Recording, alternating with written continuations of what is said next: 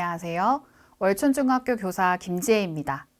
인간은 사회적 동물이며 사회적 욕구를 가지고 있습니다.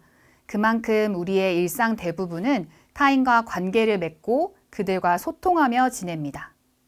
SNS라는 새로운 커뮤니케이션 도구가 등장하면서 소통의 시간과 공간의 제약이 사라지고 우리는 언제 어디서든 더 많은 사람들과 실시간으로 소통할 수 있게 되었습니다.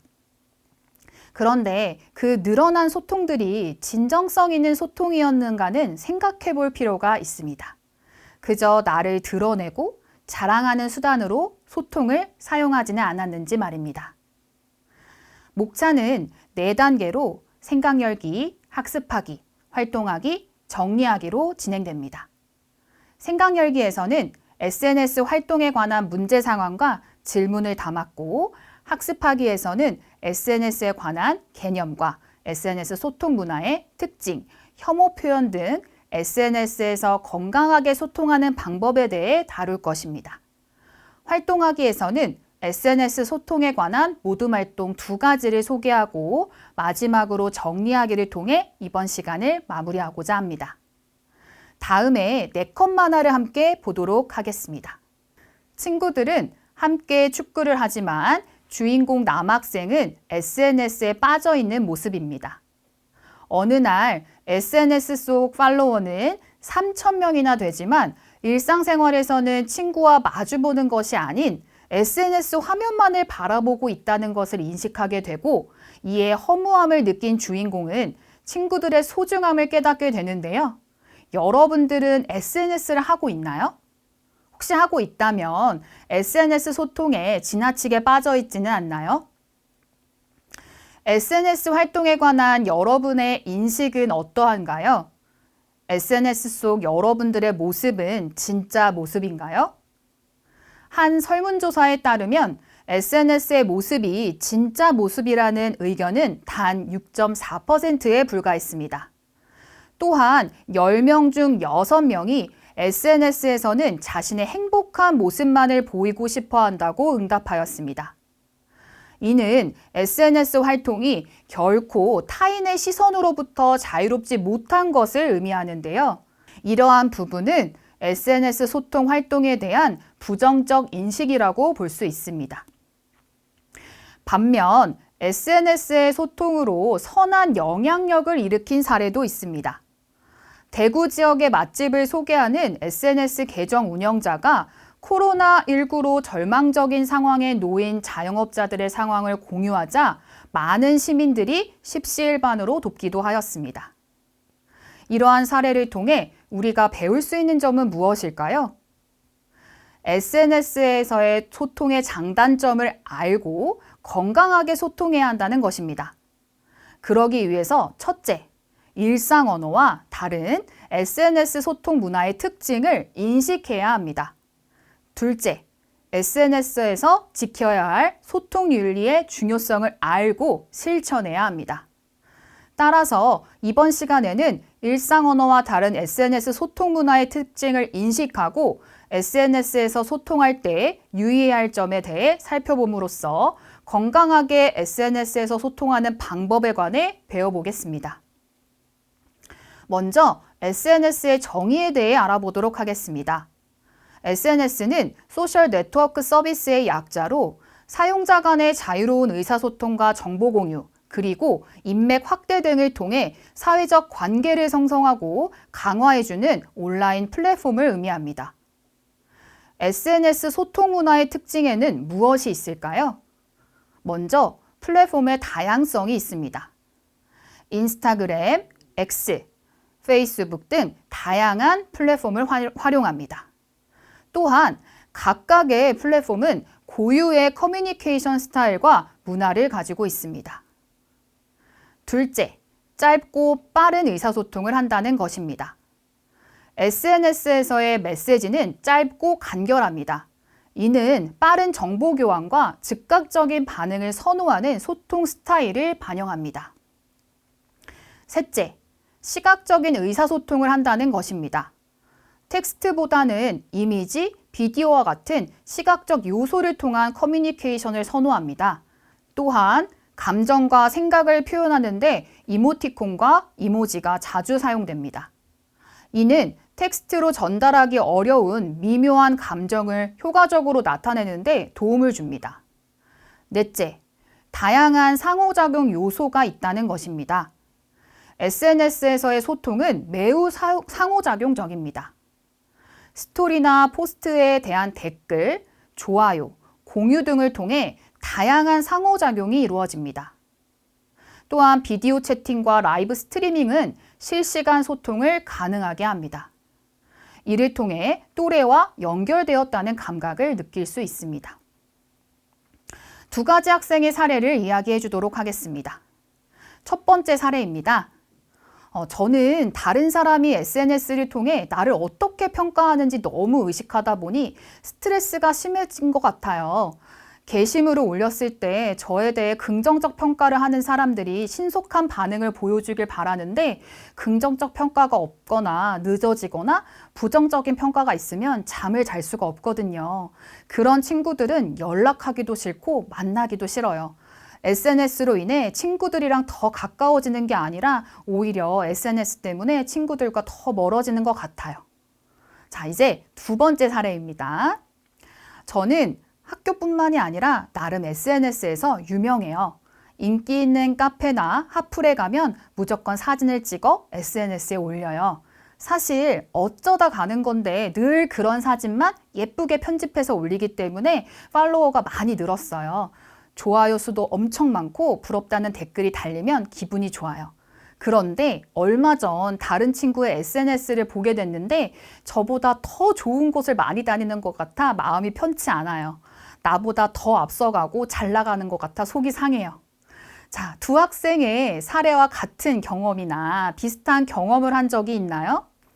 나의 SNS 소통 경험을 좀 되돌아보면서 나는 건강한 SNS 소통을 하고 있는지 한번 성찰하여 봅시다. 내가 건강한 SNS 소통을 하고 있는지 체크리스트를 통해 알아볼 수도 있습니다. 화면에 보이는 체크리스트에 해당된다면 스마트폰 과의전 또는 SNS 중독으로 이어지는 포모 증후군일 수 있습니다. 포모 증후군은 내가 없을 때 남들이 좋은 경험을 하는 것에 대한 지속적인 불안을 의미합니다. 만약 자신이 포모 증후군으로 의심된다면 평소에 내가 진정한 소통을 하고 있는지 돌아볼 필요가 있습니다. 이번에는 혐오 표현에 대해서 알아봅시다. SNS에서 혐오 표현을 접한 적이 있나요? 국가인권위에 따르면 1년 동안 혐오 표현을 접한 사람은 10명 중 6명 이상이었고 연령이 낮을수록 혐오 표현 경험률이 높게 나타났습니다. 혐오 표현을 접한 청소년의 82.9%가 SNS나 커뮤니티, 유튜브, 게임 등 온라인에서 혐오 표현을 접하는 것으로 나타났습니다. 청소년의 절반 이상이 학교에서 그리고 친구로부터 혐오 표현을 경험하였습니다. 그렇다면 SNS에서의 혐오 표현은 왜 문제가 될까요? 첫째, 인간의 존엄성을 부정하기 때문입니다. SNS는 많은 사람들이 접근하는 공개된 플랫폼입니다. 여기서 혐오 표현을 사용하면 그 메시지가 빠르게 퍼져 수많은 사람들에게 영향을 미치게 됩니다. 이는 특정 개인이나 집단에 대한 인간으로서의 존재 가치를 공개적으로 부정하고 이들을 폭넓게 차별하며 온라인에서의 괴롭힘과 폭력으로 이어질 수 있습니다. 둘째, 민주주의를 왜곡하고 부정하기 때문입니다. 차별과 배제를 경험해온 집단의 구성원들이 스스로의 목소리를 내기 힘들게 되거나 다수의 사람들이 혐오 표현에 설득되어 혐오와 차별에 대한 문제의식을 느끼지 못하게 될 수 있습니다. 그로 인해 사회 구성원 간의 평등한 참여를 방해하고 다양성을 추구하는 민주주의가 제대로 작동하지 않게 됩니다. 셋째, 사회적 통합을 방해합니다. SNS상의 혐오 표현은 사회 내 분열과 갈등을 촉진합니다. 이는 혐오와 차별 의식을 반영하면서 집단 간의 대화와 이해를 방해하고 사회적 차별은 더 강화됩니다. 차별 현상이 심화되면 사회의 양극화가 확대됩니다. 이렇게 부정적인 혐오 표현들이 왜 SNS에서 확산되는 것일까요? 온라인상에서 혐오 표현이 빈번히 사용되는 이유는 다양합니다. 인터넷 문화는 자신을 드러내고자 하는 욕구가 강하고 이를 표출하기 위한 강한 표현들을 찾다 보니 선을 넘어버리는 경향이 생겨 혐오 표현이 빈번히 사용된다는 것입니다. 또한 인터넷은 유희적인 부분이 있고 이로 인해 일상적으로 하기 힘든 혐오 표현이 인터넷에서는 유희로 받아들여지는 경우들이 있다는 것입니다. 이러한 이유들에서 더 무분별하게 혐오 표현들이 확산되는 것입니다. 그렇다면 SNS에서 혐오 표현을 마주할 때 어떻게 대응해야 할까요? 배우고, 요구하고, 알리고, 실천하는 10가지 대응 방법이 있습니다. 잠시 화면을 멈추고 눈으로 꼼꼼히 읽어보기 바랍니다. 다양성의 가치, 편견과 차별에 민감한 인권 감수성, 혐오 표현의 문제점에 대해 배워야 하고, 혐오 표현 예방 교육과 인권, 평등, 다양성 존중에 관한 교육을 요구해야 합니다. 혐오 표현이 발생했을 때 단호하게 대응하고 도움을 요청할 줄 알아야 합니다. 혐오 표현을 사용하지 않으며 혐오와 차별 없는 평등한 공동체 문화를 만들기 위해 노력해야 합니다. 앞으로 여러분들이 SNS를 통해 상호작용할 때 생각해 볼 것은 다음과 같습니다. 내가 참여하는 온라인 커뮤니티의 규범과 가치는 무엇인지, 그리고 그것에 동의하는지, 동의하지 않는다면 어떻게 해야 할지 생각해 봐야 합니다. 또한 다양한 온라인 행동으로 인해 발생할 수 있는 도덕적, 윤리적 결과는 무엇일지, 온라인에서 상호작용하는 사람들에게 공감을 느껴야 한다는 것을 스스로에게 어떻게 상기시킬 수 있을지, 온라인에서 갈등을 완화하기 위해 어떤 전략을 사용할 수 있는지 등을 생각하면서 SNS에서 다른 사람들과 상호작용해야 합니다.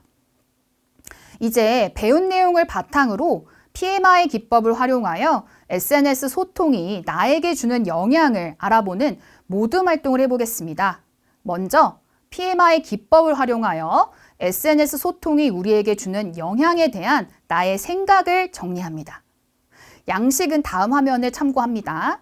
PMI 기법의 P는 플러스로 SNS를 통한 의사소통이 나에게 주는 긍정적 영향이 무엇인지 정리하고, M은 마이너스로 SNS를 통한 의사소통이 나에게 주는 부정적 영향을 정리합니다. 마지막으로 I는 인터레스팅으로 SNS를 통한 의사소통으로 나에게 생긴 새로운 점이나 흥미로운 점을 정리합니다.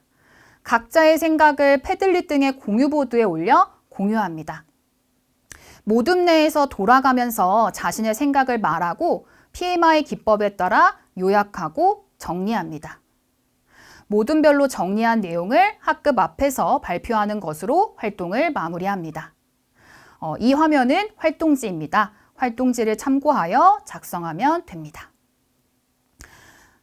이번에는 건강한 SNS 소통을 위한 10계명 만들기 모둠 활동을 해보겠습니다. 앞서 작성한 PMI 내용을 바탕으로 SNS에서 건강하게 소통하기 위해 우리가 지켜야 할 약속을 만들어 보겠습니다. 긍정적 영향인 P를 키우고 부정적 영향인 M을 줄이는 자세 등을 함께 논의하여 작성합니다. SNS에서 혐오 표현을 접하거나 나와 의견이 다른 사람과 소통할 때의 방법을 포함하여 작성하고 활동을 마무리합니다. 이제 이번 시간에 배운 내용을 퀴즈를 통해 정리하겠습니다. 1번입니다. SNS에서의 라이브 스트리밍과 비디오 채팅은 또래 그룹과의 실시간 연결을 가능하게 하며 소통을 강화한다는 OX 중 무엇일까요? 네, 맞습니다. SNS 소통 문화의 특징 중 다양한 상호작용 요소에 해당합니다. 네, 2번입니다. SNS에서 혐오 표현은 인간의 존엄성을 부정하고 민주주의의 원칙을 훼손하며 사회적 통합을 방해한다. 네, 맞는 표현입니다. 3번입니다. SNS에서의 표현의 자유는 혐오 표현을 정당화하는 데 사용될 수 있다. 네, X입니다. 표현의 자유는 혐오 표현을 정당화할 수 없겠죠. 4번입니다.